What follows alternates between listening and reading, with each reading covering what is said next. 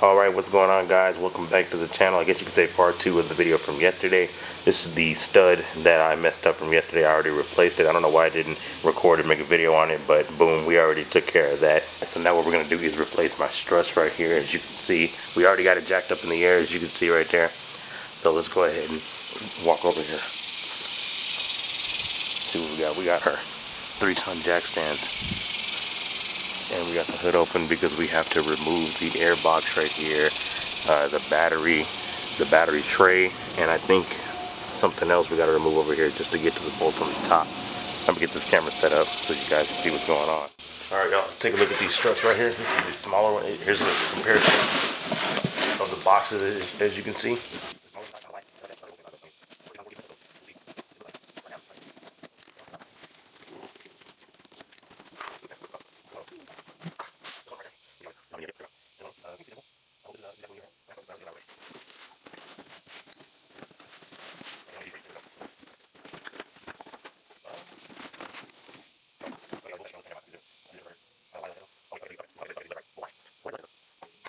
Let me see if I can get in the camera shot. Okay, so you got left right here, and then you got right. Hold on. There you go. Alright guys, I will be disconnecting the battery and the air box. Like I said, now this side, the driver's side of the Kia, should be pretty easy since I already broke loose the bolts last night, or broke the bolts loose last night. So we're gonna go ahead and get the camera set up, and I do have thread locker, medium thread locker, all that, as you saw right there. So we'll probably be using this as well. So let me get the camera set up.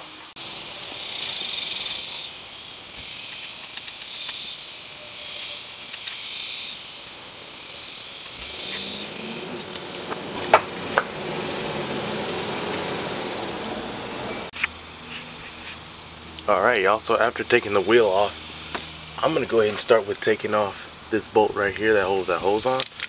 And all I have right here is I got a 12 Duralast deep socket right here, and then I have my extension socket right there that comes out, and then I have a adapter because I was too lazy to go actually find a socket to find one that would actually fit. So I'm just gonna use this one, and all you do is just make sure you don't bust your fingers. Break it off just like that. Yeah.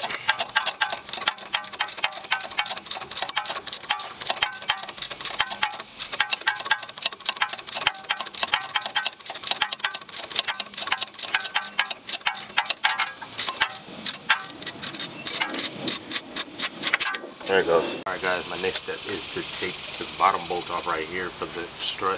Now I know I said last night I already broke it loose, but I just want to make sure and show you guys. Look, you can feel it, it's already moving, but all you want to do is just get you an open end wrench like this. Be careful of that brake hose right there though. You see the brake hose, be careful of it. And I know I said I wasn't really going to use an impact because it might strip this, but it's already loose, so I can actually do it.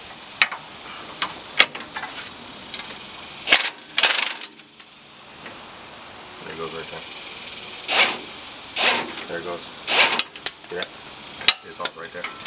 To leave this bolt right here because we might have to jack it up because there's pressure on this, so we might have to jack it up. I'm just going to take all that off right there because we don't really need it. Or you can hit it out right now if you want to, but I'm not going to do that just yet. So now we're going to have to take this top wishbone off. That's what I call it, the wishbone. This is a bolt with a nut on the end of it, so I got to find something that'll hold it right there. Alright guys, I'm using a 9/16 to hold the nut on the end of this bolt right here. And then right here, you're going to have another 9/16. So, hold on, let me make sure. Yep. There we go. You want to loosen it, of course. These are 2 sockets. So either way, it's going to have to come off, right?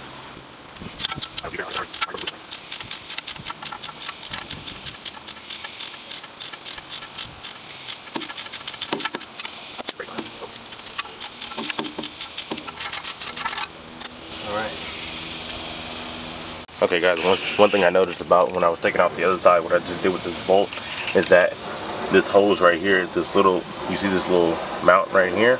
Sometimes it'll spin on your car, like on the other side of this, it spins and it was kind of it was getting ready to snap that hose off right there. So what I did, I just did the nut from the back instead of in the front like you saw right here. I was using the front. I just did the back on the other side. All right, so on top we're going to be removing the battery.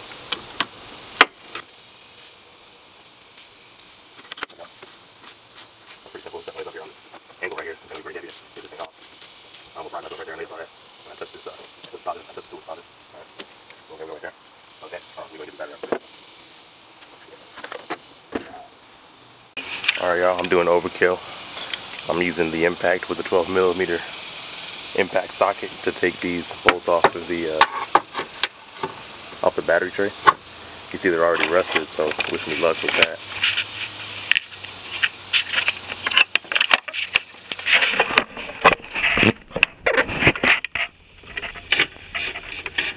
Oh, look at that. Came off easily. All right. Okay, we got the battery tray out right there, all rusty and everything. And here's what I'm looking at now. Boom. So we got 2 of the bolts right here. We need to get one right there. I already got that one loose, and then there's one in there. I got that one loose too. Right there. It's right deep in there.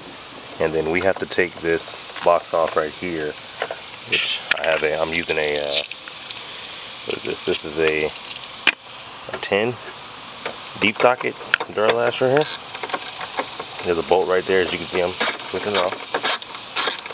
And there's also a bolt right there I took off. I don't think I need to though. I took that one off, but we're just taking this little bolt off right here.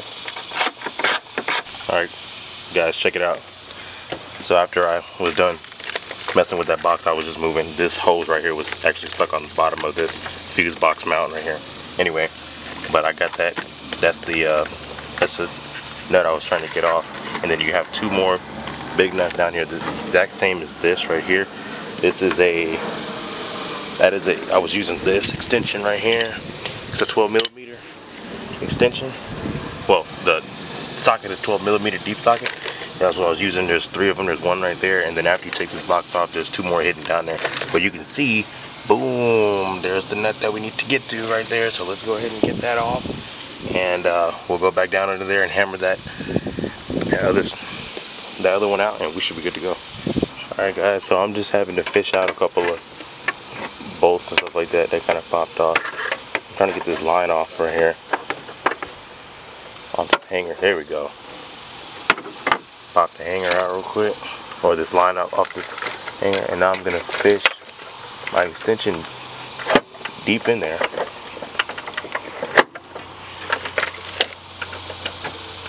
Oh, that one's not gonna want to come out. But it will though. It'll come out. There we go. There we go. Ooh, the angle of this bolt is on is crazy. But I finally got it. I'm trying not to destroy any lines down here.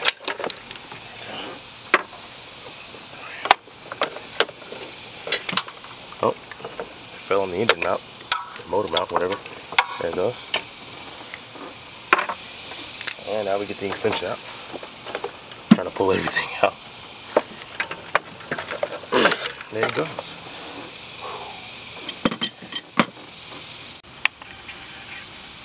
Okay, y'all. So now what I'm on now is I'm gonna tap that out right there.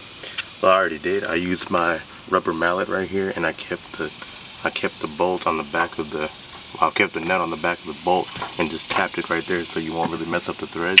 And you can see it's out now. So we're gonna drop this thing out right now. Well, first we gotta go ahead and let this come off, but be careful when you do, because this whole thing, this whole piece, this whole knuckle might come down on it. So we're gonna try to be safe with this.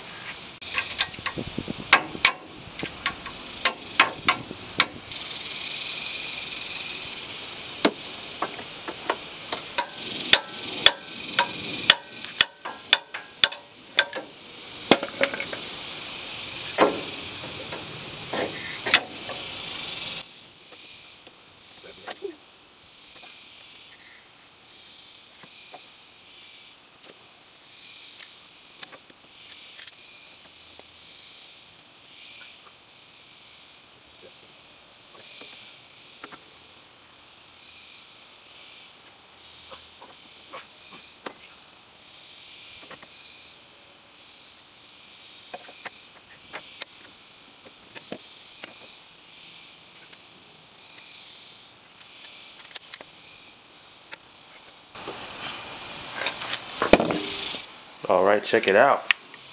We got the old and we got the new. So let's see exactly which way. Right off the bat I can see the bushings are a little bit smaller.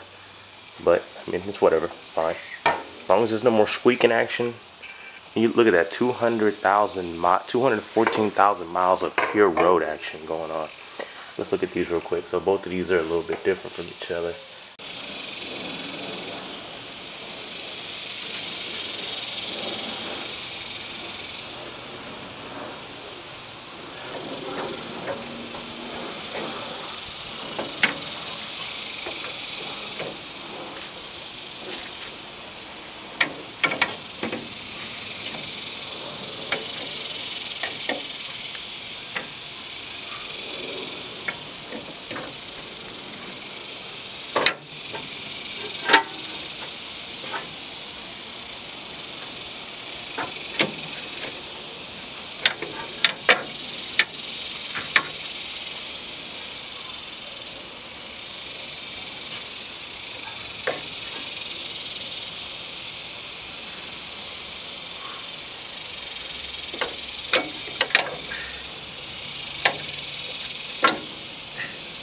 There we go. Hey, look y'all, once again, stupid Texas weather. Look at that. Great, great, great, great, great. Alright guys, everything we had to take out, we took out the battery tray, and we even got this box loose right here. And then same thing on this side right here, we took off the air box, or the intake, whatever you want to call it. We left the hose right here. I tried to do as little as possible. But these are the 3 access points right here, as you can see. There's our bolts right there for the top strut mount. This is what it looks like when the new one is in there. I just already did this side right here. Everything is done. I put most of the stuff back together. But we're going to go on this side, show you guys where I was having the problem. Hold on.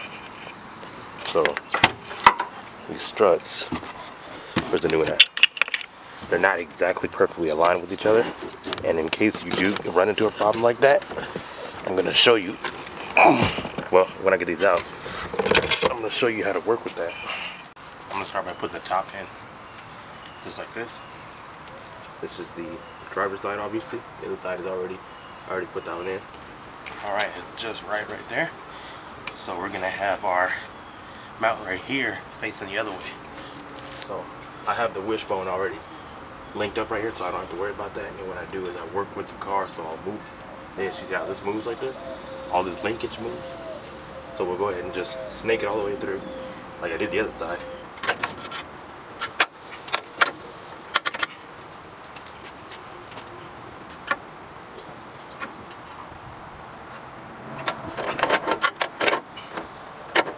Alright y'all, got the top bolts in, now let's get to prying.